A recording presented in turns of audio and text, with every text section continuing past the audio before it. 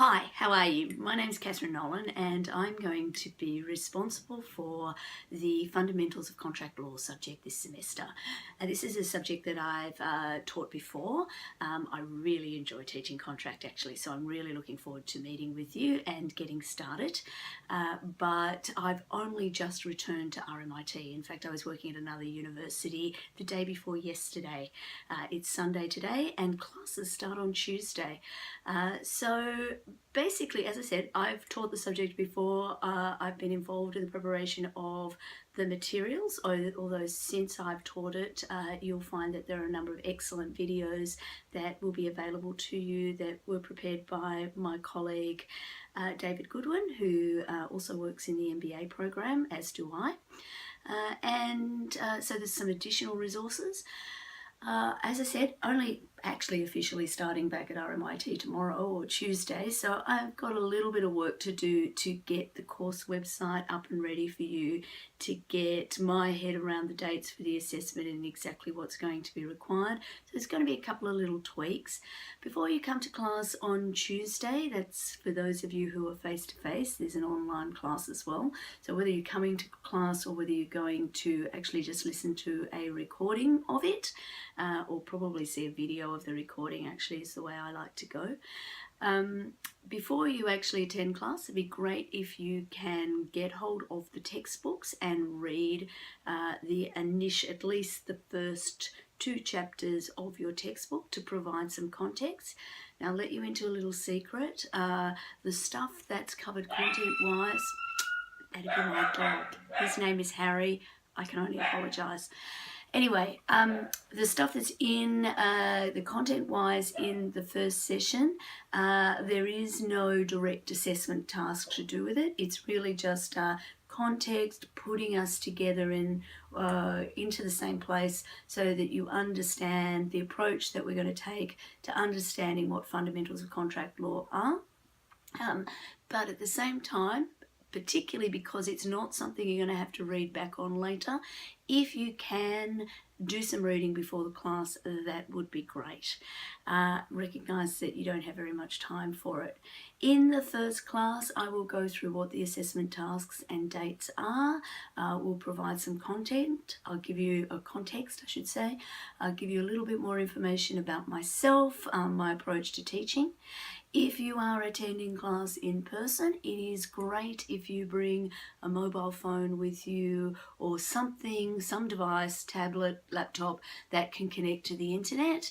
I like to be pretty interactive in class. You do not need to carry your textbooks with you unless they make you feel good. And, you know, for some, they'll definitely make you feel good to have them with you. Basically, the main thing that you can bring is good attitude, an enthusiasm for learning something, a plan to get to know at least one other person in the classroom, because for many of you this will be your first semester, and for the rest of you it's probably only your second. Good time to start to work out who your people are, because you're going to spend a lot of time with these people over the course of your law degree. And yeah, as I said, main thing, good attitude. I like to start on time. I really like to finish on time. For you, those of you who are working online, you can bring exactly the same things to the classroom. It's a little bit tougher for you. You're going to need to use the discussion boards as a way of getting to know people. We've got some assessment tasks that will require you to be interactive in part, so you get that advantage of talking to other people. If you can read before you watch and listen to the lectures will be recorded on Tuesday nights during semester with a break at the mid-semester point. Depending on how the recording technology works, which depends very much on what kind of room I'm in, and I frankly don't know that yet, you'll find that the lectures will be available about between a number of hours and 48 hours after the lectures. Once I know exactly what that is, that will also affect the due dates for your assessments. I will make them roughly 48 hours later than the face-to-face class members.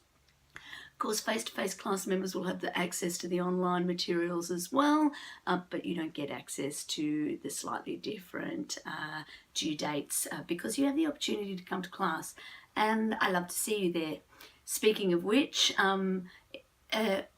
online students who live in Melbourne, you too are very welcome to come to class, or even if you just happen to be visiting Melbourne, love to see you, love to meet you. It would be great if you could let me know if you are coming beforehand, just in case, and frankly it's never happened, but if there's an emergency, we know who should have been in the class if you're face to face. If I don't know that you're OUA, then I won't know. Also, if it turns out we have a very small room and I need to make some arrangements for extra seats, again, we've always been able to fit people in, so do let me know.